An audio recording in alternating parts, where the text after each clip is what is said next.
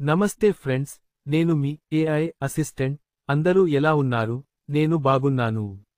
ఈ రోజు మనం చాలా ఇంపార్టెంట్ అయిన, మన జీవితాలను ప్రభావితం చేసే టాపిక్ గురించి మాట్లాడుకుందాం.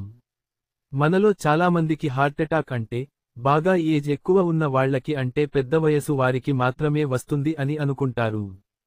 కానీ ఫ్రెండ్స్, దురదృష్టవశాత్తు ఇప్పుడు యువతలో కూడా హార్ట్అటాక్ కేసులు పెరుగుతున్నాయి. అందుకే హార్ట్అటాక్ ఎందుకు వస్తుంది, దాని లక్షణాలు ఏమిటి, రాకుండా ఎలాంటి జాగ్రత్తలు తీసుకోవాలి, ఒకవేళ వస్తే ఏం చేయాలి అనే విషయాలపై మనం ఈ వీడియోలో డీటెయిల్గా తెలుసుకుందాం.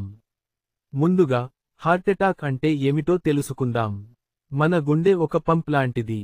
అది కంటిన్యూయస్గా రక్తాన్ని శరీరంలోని అన్ని భాగాలకు పంపిస్తూ ఉంటుంది. అలాగే గుండె కండరాలకు కూడా రక్తం కావాలి కదా. గుండెకు రక్తాన్ని పంపించడానికి చిన్న చిన్న రక్తనాళాలు ఉంటాయి. వీటిని కరోనరీ ఆర్టరీస్ అంటారు. హార్ట్అటాక్ అంటే, ఈ గుండెకు రక్తాన్ని పంపించే ఈ రక్తనాళాలలో ఏదో ఒక అడ్డంకి ఏర్పడి, గుండెకు రక్తం, ఆక్సిజన్ సప్లై ఆగిపోతుంది. గుండెకు రక్తం అందకపోతే గుండె కండరాలు దెబ్బతిని, పనిచేయకుండా పోతాయి. దీన్నే మనం హార్ట్అటాక్ అని అంటాము. హార్ట్అటాక్ రావడానికి చాలా కారణాలు ఉంటాయి. అందులో ప్రధానంగా చూసుకున్నట్లయితే, ధమనులు గట్టిపడటం అనేది మెయిన్ ప్రాబ్లెమ్గా చెప్పుకోవచ్చు. ఇది గుండెపోటుకు ప్రధాన కారణంగా చెప్పుకోవచ్చు. మన గుండెకి సంబంధించిన రక్తనాళాల లోపలి గోడలపై కొవ్వు పదార్థాలు, కొలెస్ట్రాల్, కాల్షియం, ఇతర వ్యర్థ పదార్థాలు పేరుకుపోతాయి. దీన్ని ప్లేక్ అంటారు. ఈ ప్లేక్ పేరుకుపోవడం వల్ల రక్తనాళాలు గట్టిపడి, సన్నబడిపోతాయి. దీనివల్ల రక్తం గుండెకు సరిగ్గా అందదు. దీనివల్ల హార్ట్అటాక్ వస్తుంది. కొన్నిసార్లు ఈ ప్లేక్ పగిలిపోవచ్చు. అలా పగిలినప్పుడు శరీరం దానిని నయం చేయడానికి ప్రయత్నిస్తుంది. ఈ ప్రక్రియలో రక్తం గడ్డకడుతుంది. ఈ రక్తం గడ్డగట్టే ప్రాసెస్లో రక్తనాళాన్ని పూర్తిగా అడ్డుకున్నప్పుడు గుండెకు రక్తం సరఫరా ఆగిపోయి హార్ట్అటాక్ వస్తుంది. అయితే ఇలా గుండెకి సంబంధించిన రక్తనాళాల్లో రక్తం గడ్డ కట్టడానికి ఇంకా కొన్ని కారణాలు ఉన్నాయి. మెయిన్గా మన గుండెకి సంబంధించిన రక్తనాళాల్లో చెడు కొలెస్ట్రాల్ ఎక్కువగా ఉండటం, మంచి కొలెస్ట్రాల్ తక్కువగా ఉండటం వల్ల ఇలా జరుగుతుంది. అలాగే హై బ్లడ్ ప్రెషర్, హైపర్టెన్షన్ రక్తనాళాల గోడలపై కంటిన్యూయస్గా స్ట్రెస్ని కలిగించి, వాటిని దెబ్బతీస్తుంది. అలాగే షుగర్ లెవెల్స్ కంట్రోల్లో లేకపోతే రక్తనాళాలు దెబ్బతింటాయి, రక్తం గడ్డకట్టే ప్రమాదం పెరుగుతుంది. డయాబెటీస్ ఉన్నవాళ్లకి హార్ట్అటాక్ వచ్చే అవకాశం ఎక్కువగా ఉంటుంది. డయాబెటీస్ గుండె జబ్బుల ప్రమాదాన్ని 2 నుంచి 4 రెట్లు పెంచుతుంది. సిగరెట్లు, బీడీలు, గుట్కా వంటి పొగాకు ఉత్పత్తుల్లో ఉండే రసాయనాలు మన శరీరంలో ఉన్న రక్తనాళాలను దెబ్బతీస్తాయి, రక్త ప్రసరణను అడ్డుకుంటాయి. ధూమపానం రక్తనాళాలను సన్నబరిచి, రక్తం గడ్డకట్టేలా చేస్తుంది. అలాగే ఒక మనిషి తాను ఉండాల్సిన దానికంటే ఎక్కువ బరువు ఉంటే, ఆ అధిక బరువు గుండెపై అదనపు భారాన్ని మోపుతుంది. ఈ అధిక బరువు వల్ల కొలెస్ట్రాల్, బ్లడ్ ప్రెషర్, డయాబెటీస్ వచ్చే ప్రమాదాలు కూడా ఉన్నాయి.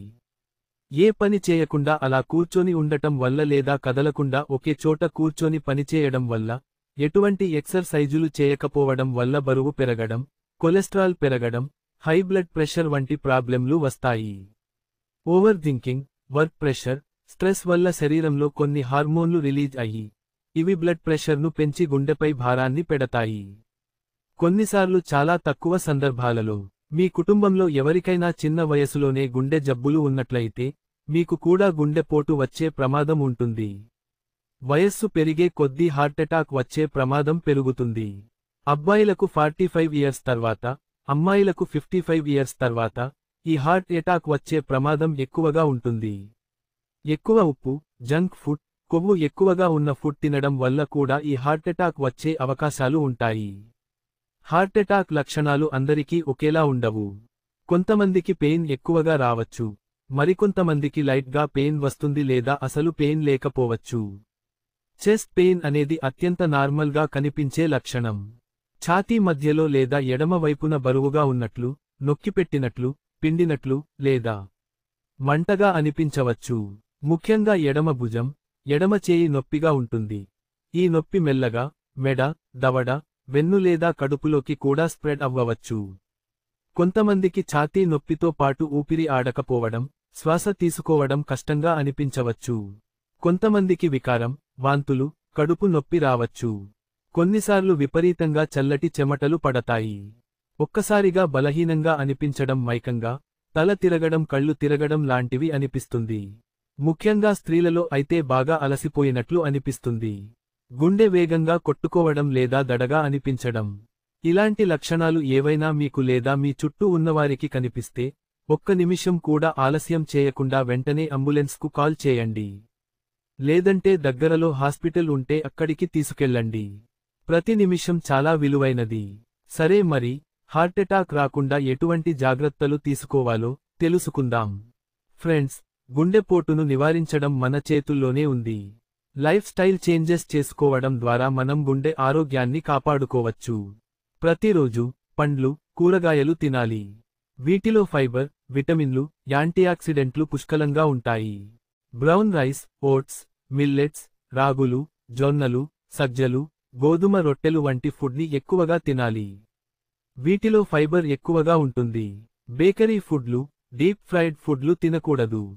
వెన్న, నెయ్యి తగ్గించండి. Olive oil, rice bran oil, sunflower oil, వేరుశనగ నూనె వంటి ఆరోగ్యకరమైన నూనెలను లిమిటెడ్గా వాడండి. చేపలు, బీన్స్, పప్పు దినుసులు, గుడ్లు, పాలు, పెరుగు వంటివి మీ గుండెకి చాలా మంచిది. కూరల్లో ఉప్పు తగ్గించండి. ప్యాక్ చేసిన స్నాక్స్, ఊరగాయలు, అప్పడాలు, సాస్లలో ఉప్పు చాలా ఎక్కువగా ఉంటుంది. కాబట్టి వీటికి దూరంగా ఉండాలి. పంచదార, కూల్ డ్రింక్స్, స్వీట్లు, ప్రాసెస్ చేసిన జ్యూస్లు, స్నాక్స్లలో చక్కెర ఎక్కువగా ఉంటుంది. కాబట్టి వీటి జోలికి వెళ్ళకూడదు. రోజుకు 30 నుండి 45 నిమిషాలు హెవీగా కాకుండా లైట్గా, నార్మల్గా ఎక్సర్సైజులు చేయండి. ఫాస్ట్గా walking, jogging, cycling, swimming, dance, yoga వంటివి చేయవచ్చు. వ్యాయామం అనేది బరువును నియంత్రించడంలో, బ్లడ్ ప్రెషర్ను తగ్గించడంలో, కొలెస్ట్రాల్ను కంట్రోల్ చేయడంలో, స్ట్రెస్ను తగ్గించడంలో అద్భుతంగా సహాయపడుతుంది. లిఫ్టులకు బదులు మెట్లు వాడటం, దగ్గర ప్లేస్లకు నడిచి వెళ్లడం వంటి చిన్న చిన్న పనులు కూడా హెల్త్కి మేలు చేస్తాయి. సిగరెట్టు, బీడీ పూర్తిగా మానేయండి. సిగరెట్ అయినా, బీడీ అయినా, గుట్కా అయినా సరే, పొగాకు అనేది గుండె జబ్బుల ప్రమాదాన్ని ఇంకా ఎక్కువగా పెంచుతుంది. మీరు సిగరెట్, బీడీ, గుట్కాలు మానేస్తే చాలు, అదే మీ గుండె ఆరోగ్యానికి మీరు చేసే అతిపెద్ద మేలు. మద్యపానం కూడా మితంగా ఉండాలి. లేదా వీలైతే పూర్తిగా మానేయాలి. అధిక మద్యపానం బ్లడ్ ప్రెషర్ను పెంచి, గుండె కండరాలను దెబ్బతీస్తుంది. మీ బరువు అదుపులో ఉంచుకోవడం చాలా ఇంపార్టెంట్.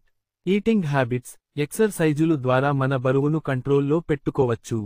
యోగా, మెడిటేషన్ వంటివి చేస్తూ ఉండాలి. ఖాళీ సమయంలో మీకు నచ్చిన పని చేయడం, మ్యూజిక్ వినడం, ఫ్రెండ్స్తో మాట్లాడటం, ప్రకృతిలో సమయం గడపడం వంటివి చేయండి.